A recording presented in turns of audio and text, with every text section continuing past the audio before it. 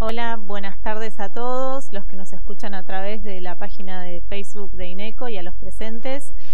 Soy Magdalena Buano, soy coordinadora de la Clínica de Conductas Adictivas de INECO, soy médica psiquiatra, así que compartimos el video y después charlamos sobre algunos puntos.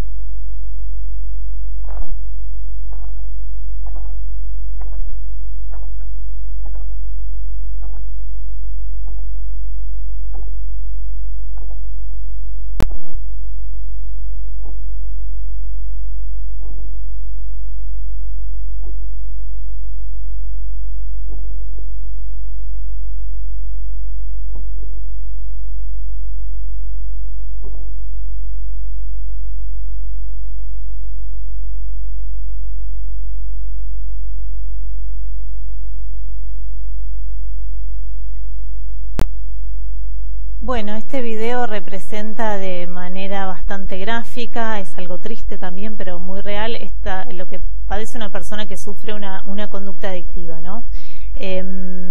Me olvidé decirles que al final de la charla vamos a cortar la transmisión en vivo y van a poder quedarse haciendo preguntas.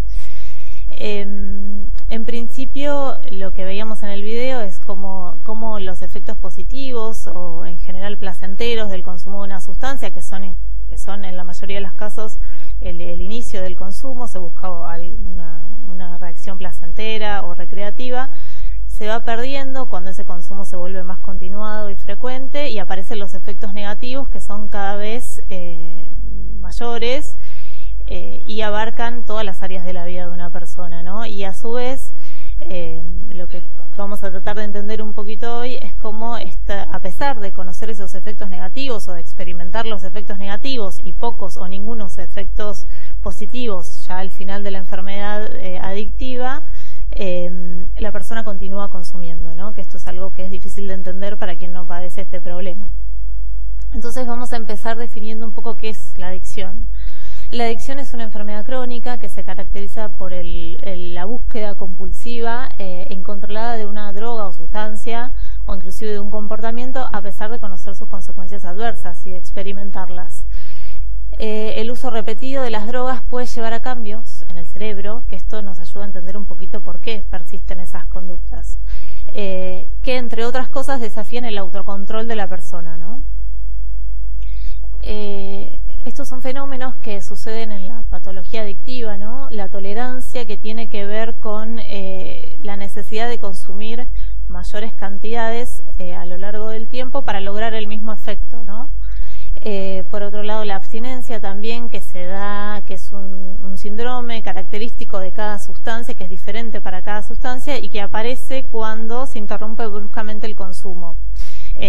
Y que muchas veces hace que cuando aparecen esos síntomas, la persona vuelva a consumir, porque son desagradables en general, inclusive pueden ser peligrosos hasta afectar la vida, como en el caso del alcohol. La abstinencia alcohólica puede llevar a la muerte. Hay otras abstinencias que no conllevan riesgo de vida, pero son molestas y son un factor de riesgo de recaída. Cuando una persona tiene una adicción, consume con mayor frecuencia o más tiempo del que inicialmente planeaba hacerlo, ¿no? También puede haber un deseo persistente de consumo con esfuerzos infructuosos de interrumpir o controlar ese consumo. Muchas veces la persona hace intentos frustrados de dejar de consumir y no lo logra. Se emplea mucho tiempo en actividades vinculadas con el consumo, desde obtener la droga hasta recuperarse de los efectos posteriores. Hay personas que esto les lleva días, inclusive recuperarse de los efectos negativos post-consumo. También hay ansias o deseos intensos de consumir y esto fundamentalmente reducción o incumplimiento de actividades sociales, laborales, recreativas, ¿no? Esto tiene que ver con la patología adictiva, la afectación de todas las áreas de la vida de la persona. Y lo que decíamos, que se continúa tomando la sustancia a pesar de tener conciencia de los efectos negativos, ¿no? Muchas personas no los desconocen, sino que no pueden dejar de hacerlo. Entonces la adicción es una enfermedad que afecta el cerebro y la conducta. Afecta regiones del cerebro que están involucradas con estos procesos fundamentales para la vida cotidiana, que son la gratificación, la motivación, el aprendizaje, la memoria y el control inhibitorio. No vamos a ahondar un poquito sobre algunos de estos aspectos, pero a grandes rasgos sabemos que las conductas adictivas y el consumo continuado y persistente a lo largo del tiempo afectan las áreas del cerebro que tienen que ver con estas funciones. Sabemos que todas las sustancias en una vía final común afectan el centro del placer del cerebro, ¿no? Las actividades que normalmente nos generan placer o bienestar, como puede ser comer una comida rica, escuchar música, la actividad sexual, etcétera, liberan una cierta cantidad de dopamina en ciertas áreas del cerebro, y el consumo de sustancias, a menor o mayor medida, depende de la sustancia que se consuma, produce una liberación de hasta 10 veces más de dopamina que cualquier actividad que normalmente disfrutamos. Entonces, al consumir repetidamente esta sobreestimulación dopaminérgica produce que no encontremos gratificación en las cosas que normalmente encontraríamos gratificación, y por otro, que necesitemos progresivamente ir aumentando la dosis de la droga o la sustancia que consumamos, porque va perdiendo ese efecto por desensibilización de los receptores dopaminérgicos. Como decíamos, estos cambios en el cerebro pueden ser persistentes, lo que no quiere decir que no se pueda recuperar, pero es importante entender que cuanto más temprano el consumo, más se van a afectar ciertas áreas del cerebro, y estos cambios pueden ser persistentes. Por eso decimos que es una enfermedad crónica también. El proceso de dependencia, obviamente una persona, no todas las personas se hacen dependientes, no todas las personas que consumen se hacen dependientes. En general inicia como veíamos en el video, ¿no? Primeros consumos experimentales, recreativos, después se puede hacer un uso más o menos continuado de la sustancia, se genera un abuso que implica por ahí usar la sustancia en situaciones que son riesgosas, y la vía final puede ser la adicción o la dependencia. ¿Qué puede producir adicción? Sustancias legales, sustancias ilegales y fármacos prescriptos muchas veces por los médicos, como el tabaco, el alcohol, marihuana, anfetaminas, metanfetaminas, medicamentos, etcétera. Y también las adicciones, existen lo que llamamos adicciones conductuales, que tienen que ver con comportamientos como el juego patológico, son las más descriptas, o el juego online también, hoy en día. ¿Por qué una persona por qué algunas personas consumen y no generan una adicción y otras sí? Esto tiene que ver con la presencia de factores de riesgo. Hay factores de riesgo que después vamos a ahondar algunos de ellos un poquito más, pero podemos dividirlos en tres grandes grupos. Unos tienen que ver con los factores de riesgo biológicos o genéticos, otros los medioambientales y otros los que son característicos de la droga, ¿sí? Como factores de riesgo biológico podemos nombrar los genes. Hay genes específicos que se asocian con determinados tipos de consumo. El sexo masculino en general está asociado en mayor proporción con el consumo de sustancias en general. Los trastornos mentales, después vamos a ahondar un poquito de esto, pero en general todas las patologías psiquiátricas tienen un riesgo incrementado de consumo de sustancias, y a la vez el consumo de sustancias impacta negativamente en la evolución y el tratamiento de estos trastornos. Por eso es una población de especial riesgo. Por otro lado, los factores medioambientales, como las características familiares del hogar, los factores socioeconómicos, etcétera. Y las características propias de la droga, ¿no? Hay drogas que por su vía de administración, por ejemplo endovenosa o inyectable, llegan más rápido al sistema nervioso central y producen efectos con mayor rapidez y las hacen más adictivas, ¿no? O, por ejemplo, los estimulantes, que tienen un efecto muy placentero, de euforia, en principio, como también veíamos en el video, y por el efecto de por sí, la gente tiende a generar mayor adicción. Bueno, ahora el licenciado Sorondo va a hablar un poquito de los aspectos neuropsicológicos vinculados a la adicción.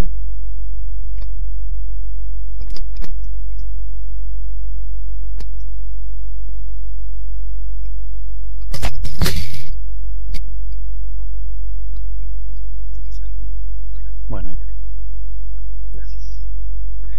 Bueno, la idea es también, traerles acá esta disciplina que es la neuropsicología, que ahora vamos a hablar un poco de qué se trata y cuál es el aporte de esta disciplina cuando hablamos del tratamiento y en las conductas adictivas, ¿no? Lo primero que tenemos que responder es qué es la neuropsicología. La pensamos como una especialidad que pertenece al campo de las neurociencias, y el objetivo principal va a ser estudiar y entender la relación entre los procesos mentales, la conducta y el cerebro, ¿no? Las diferentes partes del cerebro. Las funciones cognitivas serían como diferentes funciones que tiene justamente el cerebro, se dividen en varias. Acá puse algunas de forma ilustrativa. Estos son dominios cognitivos, ¿no? Está el dominio cognitivo de la atención, las funciones ejecutivas, el lenguaje, la memoria, lo visoespacial, la cognición social, ¿sí? Entonces, ¿qué pasa cuando pensamos en las conductas adictivas y qué ha estudiado hasta ahora la neuropsicología respecto a esto? Acá puse 4 grupos de áreas donde se ha investigado más, como para tener una referencia. Entonces vemos en primer lugar, tenemos un primer grupo que se ha investigado principalmente la vulnerabilidad. ¿Qué significa? Es decir, cuándo, o mejor dicho, qué pasa cuando un cerebro no funciona en su plenitud, es decir, que puede presentar algunas dificultades, que después vamos a ahondar un poquito más en dónde están estas dificultades, que puedan funcionar como factores de riesgo a desarrollar o iniciar una adicción. Acá a la izquierda está puesto, bueno, la etapa de la adolescencia, porque es por excelencia una de las etapas de la vida de mayor riesgo al inicio de una conducta adictiva, y esto es principalmente porque muchas de estas funciones que podemos hablar están aún en desarrollo en la adolescencia, ¿no? Como todo lo que es las funciones ejecutivas, por ejemplo. Otra área muy investigada tiene que ver con las consecuencias que produce, por ejemplo, el consumo, ¿no? El consumo de sustancias psicoactivas directamente en estas funciones, que después vamos a indagar un poquito más, es decir, que el impacto de determinadas sustancias en las funciones cognitivas. Esto va a depender de muchos factores, del tipo de sustancia, el tiempo de consumo, etc. Bueno, y luego áreas como la prevención al inicio del consumo y el tratamiento, ¿no? Una vez que ya está la patología en curso, bueno, ¿qué se puede hacer para intentar remediarla? Es decir, que todo esto un poco apunta que las investigaciones actuales se centran básicamente en el inicio, en el mantenimiento, en estudiar, ¿no? El inicio, el mantenimiento y en las recaídas y qué lugar tiene desde este punto, ¿no? Desde la neuropsicología, es decir, de estas funciones, qué lugar ocupan estas funciones para cada una de estas etapas. Hay dos preguntas muy importantes para hacernos. La primera tiene que ver con, ya se sabe que esto después lo vamos a ver, pero que hay presencia en las conductas adictivas de determinadas dificultades, ¿no? Las funciones ejecutivas principalmente. Entonces la primera pregunta es hasta qué punto el propio deterioro cognitivo que se observa puede determinar el inicio y mantenimiento de una conducta adictiva. Eso por un lado. Y también la otra pregunta que también se hace la ciencia, digamos, es si esta conducta adictiva si es la conducta activa en sí misma la que genera este deterioro cognitivo observado, que observamos. Y las evidencias serían que probablemente ambas propuestas o ambas preguntas que se plantean sean ciertas, ¿sí? Bien, si pensamos en la adicción desde este punto de vista, entonces una buena manera de verlo para ilustrarlo es pensarla a la adicción como una conducta en donde lo que va a fallar desde el punto de vista cognitivo y neuropsicológico principalmente los mecanismos de control.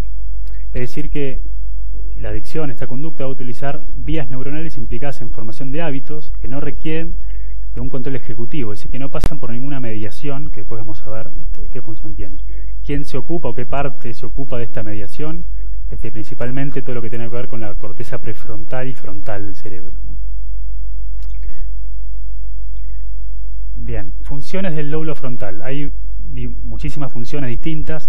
Acá puse algunas de forma ilustrativa para que tengamos una idea de qué se trata.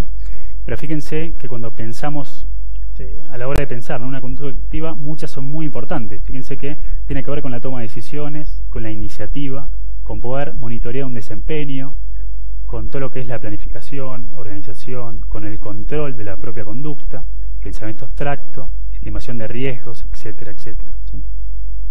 Es decir, que si vemos alguna dificultad en alguno de estos dominios, por supuesto que esto va a impactar en el inicio, desarrollo, proceso. Bueno, acá un poco lo mismo para poder ejemplificarlo. Las funciones ejecutivas, ya siendo más específicos, acá tenemos algunas, ¿no? Como la organización, la memoria de trabajo, la planificación, que no importa tanto definirlas ahora, sino sí entender que hay muchas y que básicamente tienen esta función de poder, en el caso de las conductas adictivas principalmente, poder mediar entre el estímulo, ¿no? que uno puede percibir y la respuesta que damos, ¿no? Entonces, para lograr una respuesta adaptativa, bueno, resulta fundamental el rol de estas, ¿no? Entonces, si estas funciones están funcionando de manera adecuada, ¿qué nos permiten? Bueno, básicamente, una de las principales cosas que aportan es la capacidad que nos dan para poder establecer un objetivo, planificar qué es lo que queremos hacer, monitorearlo, seguirlo, desarrollarlo, estimar posibles dificultades que pueda haber en el camino, etcétera, etcétera. Y esto es un pequeño gráfico que nos sirve para pensar también una conducta activa de forma muy simple, pero justamente es para poder graficarlo. Tenemos acá un estímulo y fíjense cómo luego del estímulo inmediatamente aparece la inhibición, es decir, acá actúa el lóbulo frontal inhibiendo la respuesta y tratando de mediar entre el estímulo y la respuesta, acá es donde participan todas estas funciones que venimos charlando, ¿no? Como la memoria de trabajo, la inhibición, etc. Es decir, que para lograr una respuesta adaptativa, bueno, uno tiene que poder pensar, estimar riesgos, pensar si me conviene, si no me conviene, etcétera, en un primer momento, digo, ¿no? Para así, luego sí poder responder de acuerdo a esto. Y bueno, muchas veces lo que pasa en una conducta adictiva ya impuesta puede tener que ver con eso, un estímulo y una respuesta impulsiva donde esta mediación pierde fuerza. Esto es como para tener una referencia de por qué es importante la neuropsicología o pensar en las funciones cognitivas a la hora de una conducta adictiva. Se estima que hay una prevalencia entre el 30 y el 80%, ¿no?, de presencia de deterioro cognitivo. Esto es muy amplio, ¿no?, del 30 al 80, pero básicamente tiene que ver con las técnicas de evaluación, es decir, cómo lo midieron, y bueno, qué entiende cada autor por deterioro cognitivo. Por eso es tan amplio, pero lo seguro, o lo que sí sabemos seguro, es que la prevalencia es muy alta, ¿no? Y lo segundo que podemos preguntarnos es, bueno, ¿hay presencia o ausencia de deterioro cognitivo? Sabemos que hay presencia. ¿Qué tan grave es? Entonces el grado de este deterioro cognitivo también es muy amplio, ¿no?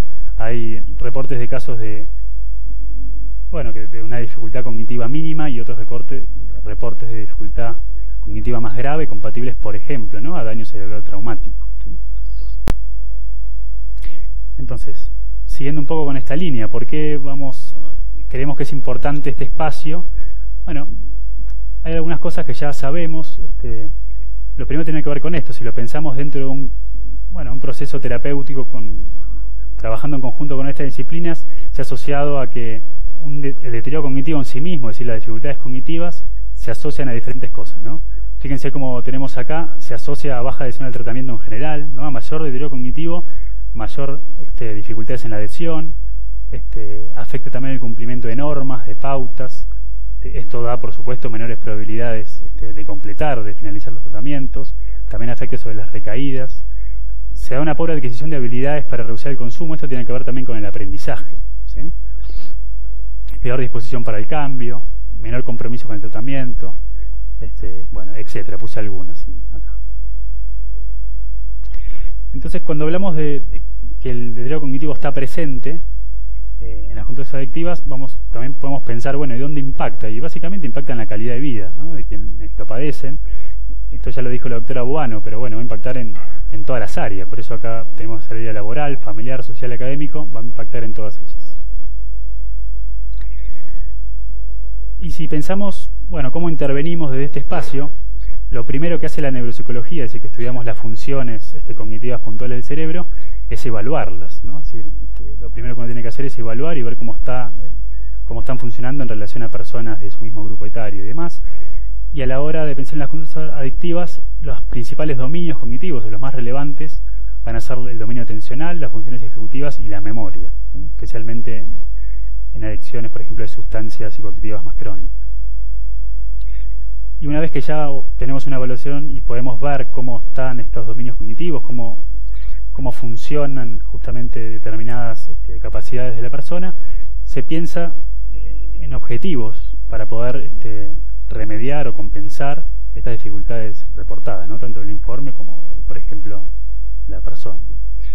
Pero algo importante a destacar es que siempre se piensa en objetivos específicos y, por supuesto, personalizados, y también se piensan en estrategias restitutivas que tienen que ver con esas estrategias que tienen que ver con aumentar o mejorar el desempeño puntual, por ejemplo, no sé, atencional, ¿no? Puede haber dificultades para mantener el foco atencional por un periodo de tiempo prolongado, entonces uno va a intentar que esto mejore. Si esto mejora, esto va a permitir que la persona pueda aprender más información, que esté más conectada, etcétera, ¿no? Eso es todo lo que tiene que ver con las técnicas restitutivas, y cuando hablamos más de compensatorias ya tiene que ver con una ayuda externa que justamente beneficie el logro de determinados objetivos. Y esto es muy específico, pero es importante considerarlo cuando hablamos también de rehabilitación cognitiva. En esta patología muchas veces se utiliza el entrenamiento ejecutivo, que tiene que ver justamente con entrenar en todos estos procesos que hablamos antes del lóbulo frontal.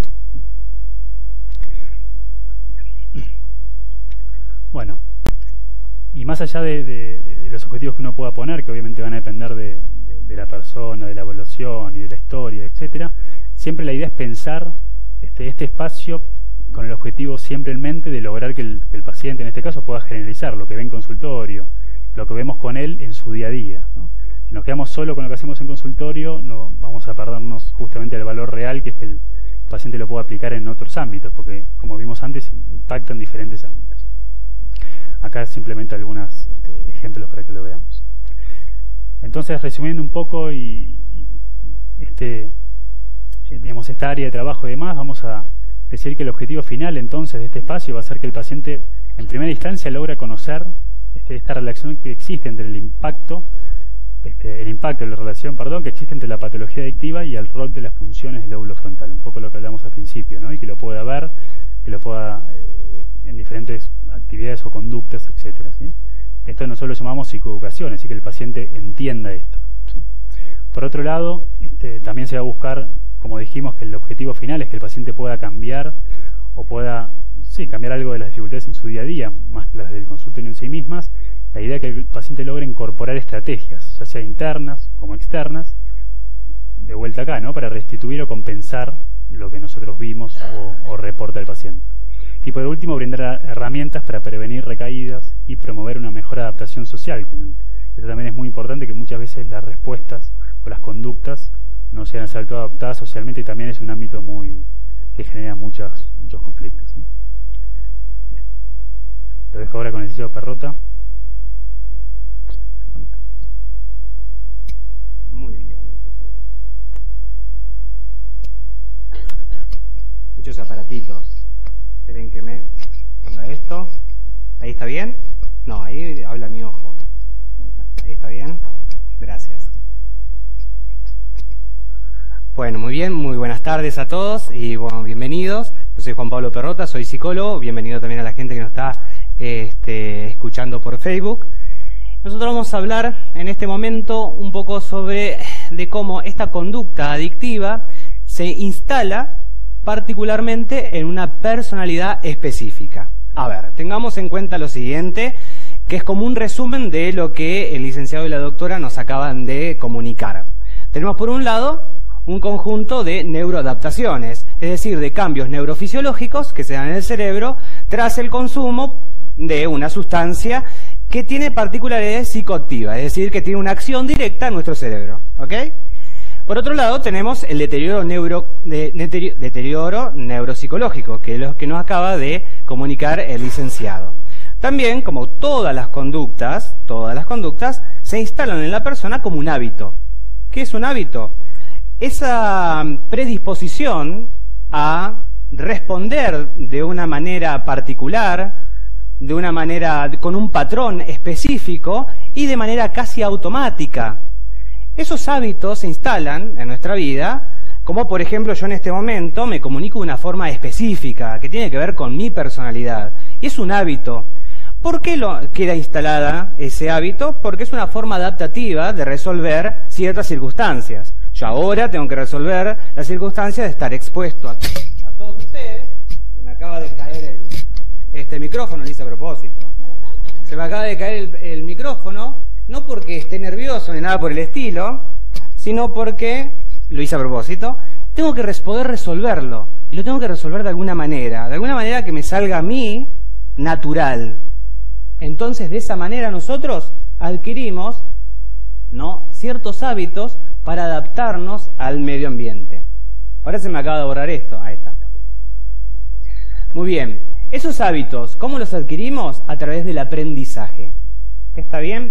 El aprendizaje se da cuando, las teorías básicas tienen que ver con el aprendizaje, que es un condicionamiento operante, tendemos a repetir la conducta que ha sido de alguna manera reforzada. Que yo voy a un restaurante, me sirven rico, abundante y barato, lo más probable es que vuelva elija ese restaurante nuevamente, ¿no?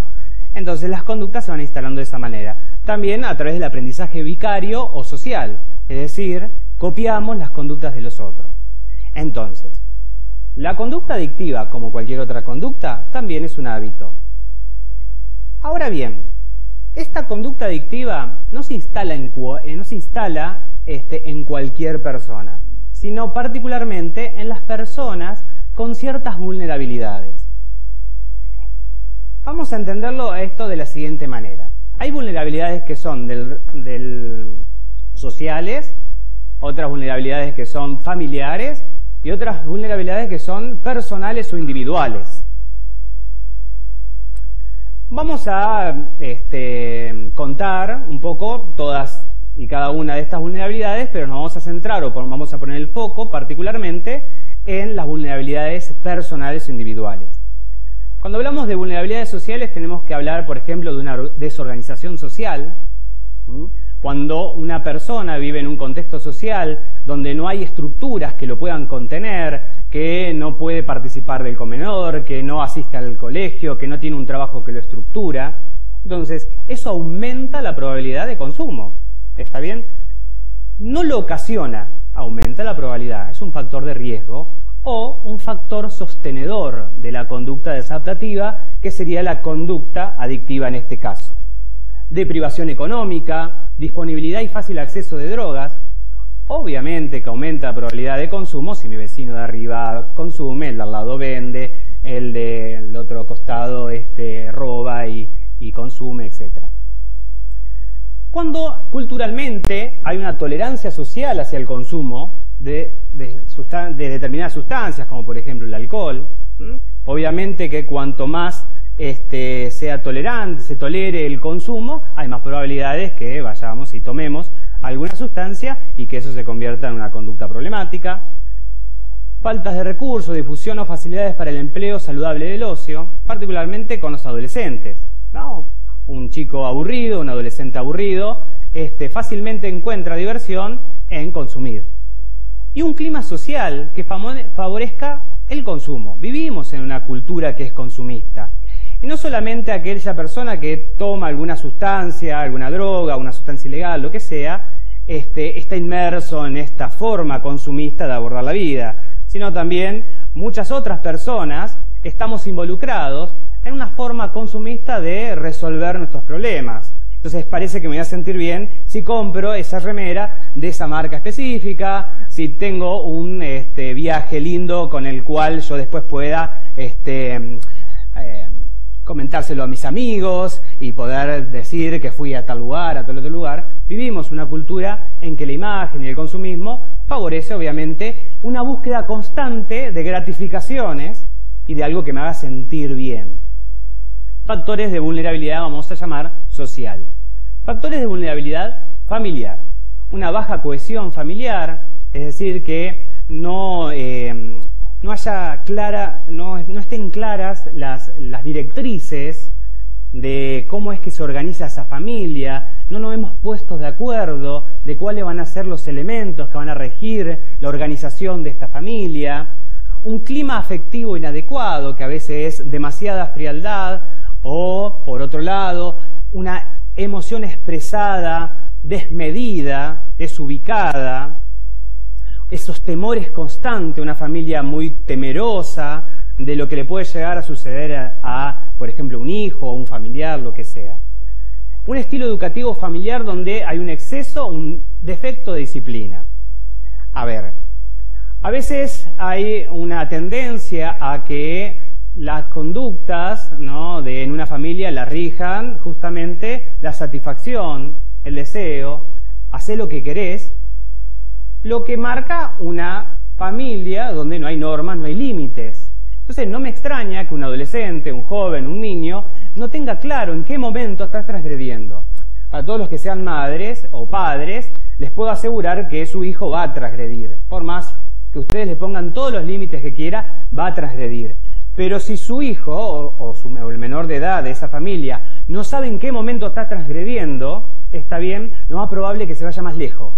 Que yo sé que este es el límite y me animé ya a pasar un poco esa línea, está bien, ya tengo conciencia de que he dado un paso más allá de lo que las normas o los límites de mi familia establecen. Y también pasa muchas veces es que no hay consecuencias claras. A veces creemos que poner límite es castigar. No, poner límite es considerar hasta dónde se te está permitido. Luego, como consecuencia natural, tiene que existir, ¿no?, en la conciencia de, por ejemplo, un hijo, que eso va a tener una consecuencia. Algo va a pasar. Si yo transgredo, va a pasar algo. ¿Qué puede ser? Nada. A veces solamente el enojo del padre, o puede ser quizás que pierda alguna clase de privilegio, lo que sea. A veces esas normas no están difusas, muy difusas. Bueno, que dentro de una familia haya un consumo problemático de sustancia, que haya un caos familiar, un conflicto familiar constante, y obviamente abuso físico, sexual, emocional, ¿no? Que es una de las formas de invalidación emocional por excelencia, ¿no? Pero vamos a focalizarnos un poco en los factores de vulnerabilidad personal. Como habían dicho mis colegas, obviamente que la baja edad, los adolescentes, son carne de cañón para comenzar una conducta adictiva o un consumo problemático. Baja asertividad tiene que ver con una baja capacidad para poder decir lo que siento, lo que pienso, comunicarme de manera asertiva. Elevada necesidad de aprobación social, dificultad para el manejo del tiempo libre, fracaso escolar o laboral, falta de habilidades para tomar decisiones o resolver problemas, expectativas positivas respecto de las consecuencias del consumo, baja autoestima, elevada búsqueda de sensaciones, escasa tolerancia a la frustración, falta de habilidades sociales o trastornos mentales o de personalidad. A ver, esta conducta adictiva, ¿no?, se va a instalar en una persona y después de un proceso, imagínense que hace un tratamiento, después de un proceso de concientización del problema, luego de abstinencia, de tolerar las consecuencias de la abstinencia y de esa habituación, uno podría decir, se terminó el problema. No es tan así. Recién ahí se da el primer paso, porque luego quedan otros más. Ver cuál es el rol, la funcionalidad del consumo de sustancia en esta personalidad en particular, en este sujeto en particular. Si nosotros lo enfocamos de esta manera, no caemos en algunos errores. Como por ejemplo decir, los adictos son todos mentirosos, los adictos son todos manipuladores, porque no es así. Hay personas que tienen esa vulnerabilidad quizás personal y que por esa vulnerabilidad son adictos o consumen de manera problemática. Pero no todas las personas tienen ese problema. Tenemos que poder identificar qué personalidad específica tiene este sujeto y cómo se asocia el consumo con esa persona en particular. Entonces, yo traje, imagínense que hay muchísimas perfiles, muchísimas formas, muchísimas personalidades. Entonces yo le traigo dos ejemplos de cómo el consumo adictivo, problemático, se asocia quizás a un problema, un trastorno psiquiátrico, un rasgo de personalidad. El primer ejemplo es una persona con ansiedad social. ¿Qué es una ansiedad social? ¿No? Ahí me quedó re chiquito, no sabía que no lo iba a poder leer. Una persona con ansiedad social particularmente tiene una percepción de que las relaciones interpersonales y lo que piensan los otros sobre uno es amenazante. Si esa percepción de amenaza, ¿no?, cuando nosotros pensamos que algo es amenazante, inmediatamente vamos a tener algún síntoma físico. Como yo en este momento estoy pensando sobre lo que ustedes están pensando y lo que yo siento físicamente es que me palpita el corazón. Está bien, eso se llama ansiedad. Ese síntoma físico va a aumentar mis pensamientos catastróficos. Es catastrófico presentarse delante de personas, que te palpite mucho el corazón, exponerte de esta manera. Luego, esa se va a dar la sensación de miedo y por último la conducta evitativa. Si esta persona con esta vulnerabilidad, que es ansiedad social, comienza a consumir, quizás el rol de su consumo problemático tiene que ver con una posibilidad de adaptarse a un entorno social.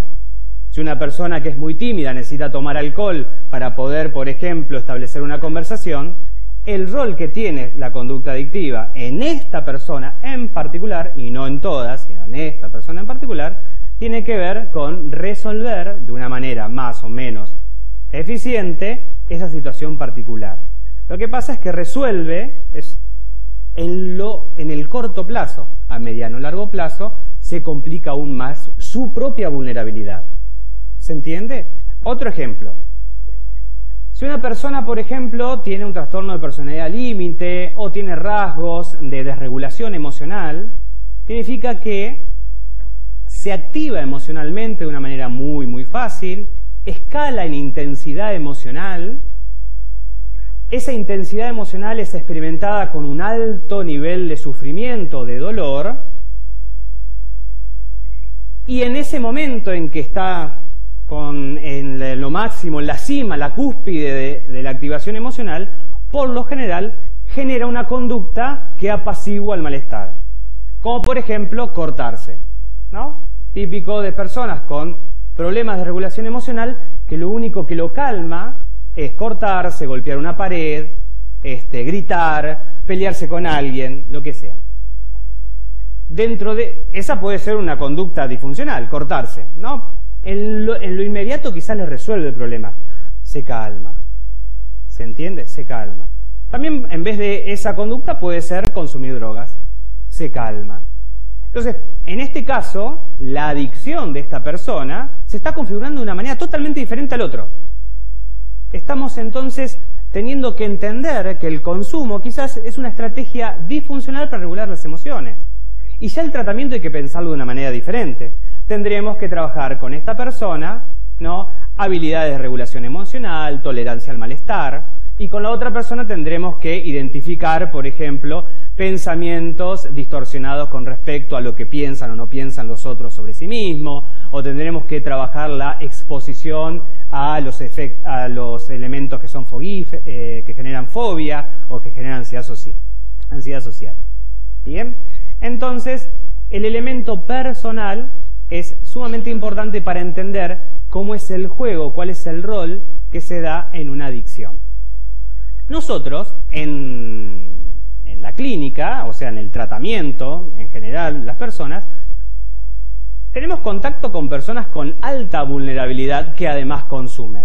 Por eso a veces hay como una distorsión. Es decir, gente dice, yo consumía y consumí un montón y de repente dije, no fumo más, no consumo más cocaína, no tomo más alcohol y dejé de tomar. Y chao. Entonces se acerca a otra persona y le dice, vos tendrías que hacer lo mismo. Dejá, ya está, decidí. Esa persona quizás no está teniendo en cuenta las vulnerabilidades personales, ¿está bien?, de ese sujeto. También tendríamos que tener en cuenta vulnerabilidades familiares, ¿no?, o vinculares, sociales, ¿no? En algún momento yo trabajé en los barrios, en las villas, haciendo tratamiento de adicciones con los chicos de los barrios. Y a veces la psicoterapia, que está muy enfocado en lo individual o en lo personal, quizás no es lo más importante. Quizás lo más importante para un chico en esas condiciones va a ser que tenga la posibilidad de asistir a un club, de tener una red social que lo contenga, etc. ¿Está bien?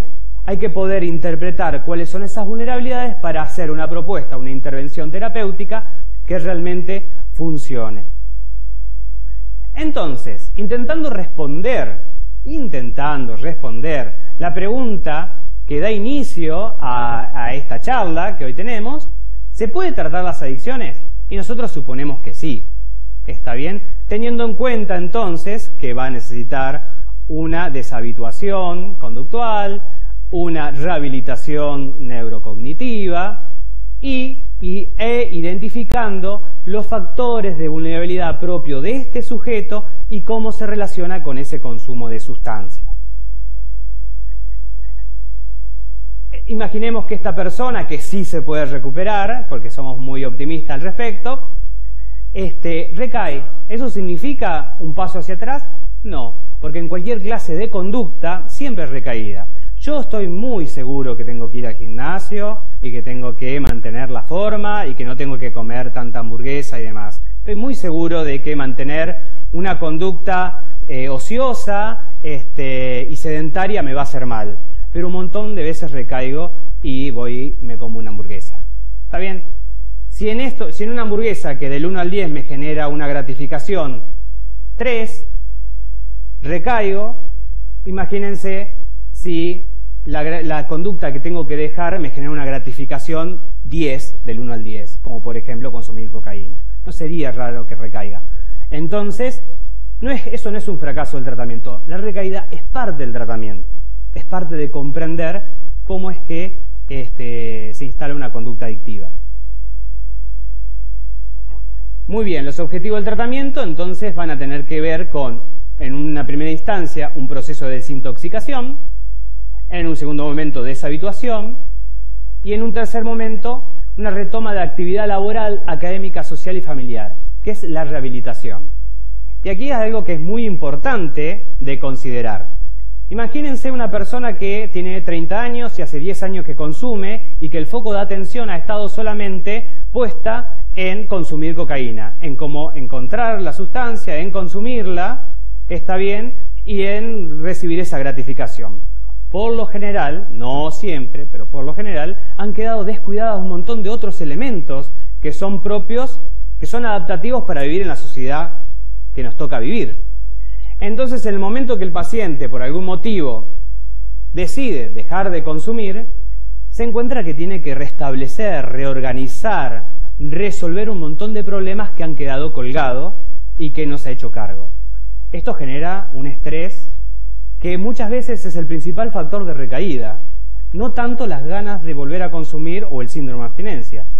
Las personas que quieren hacer un tratamiento no recaen por síndrome de abstinencia, sino recaen porque después tienen que hacerse cargo de su vida y de todo lo que por ahí han quedado colgadito en el perchero.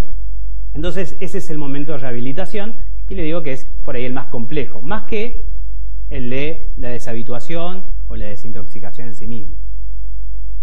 Entonces por eso necesitamos pensar un tratamiento que sea interdisciplinario, es decir, que aborde todos y cada uno de estos elementos. Entonces podríamos tener en un primer lugar psiquiatría, que tiene que ver con un tratamiento farmacológico que ayude a compensar estados anímicos, que ayude a controlar el impulso.